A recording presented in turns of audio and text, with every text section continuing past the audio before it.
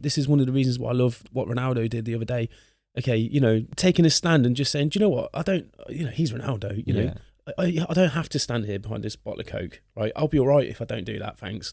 So he just moved it out of the way and stuff. And just for me, that's a huge moment. You know, my son, my eldest, and he's so into football, he adores Ronaldo, you know. It's just perfect because it opens up the conversation. It's like, and why do you think that is, son? You know, why do you think somebody that looks like Ronaldo at his age isn't going to be tipping like liquid sweets down his throat? You know what I mean? He's not eating Big Macs, is he? No, never. No, Ronaldo's my hero for a very few reasons, right? And it's nothing to do with football either. It's just that as a man, he the way he had his 2 younger children, he had them with a surrogate because he didn't want to have a relationship with a woman, have the relationship break down in the future in some reason. And then because of the way that the court system, the family court system is set up, it's like, you know, your rights as a man. It does lean towards women, doesn't it? Exactly. Heavily. Okay. We're not going to go deeply political on this podcast. I'm going to assume that most of the people who are into it are going to be men, right? Okay. Yeah.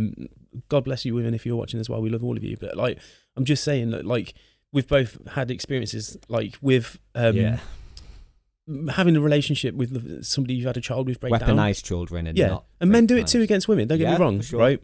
But for Ronaldo, what he just went, do you know what, just in case, let me take out an insurance policy.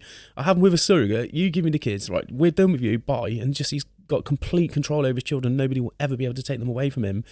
And Great thinking. Yeah, I've never heard of somebody doing that before. I mean, there's downsides to everything. Like there's balance. Like obviously those kids haven't got a mum. Okay, that's not cool. He's got a missus though, hasn't he? Now, like exactly. They've got like a mother figure. Of course, well, of course. He's Ronaldo. He's not going to be finding it hard to like find women, is he? You know. So they got loads of other figures. Like. Oh man, yeah. He's I just thought it was a very interesting take on the situation that so many of us men have found ourselves in and women have found ourselves in, because mate.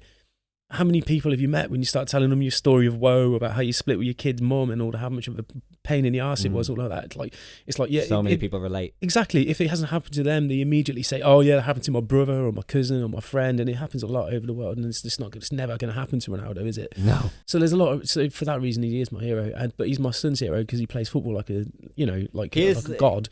He is great, and he's a very altruistic person as well, right? So I've had loads of stories where he's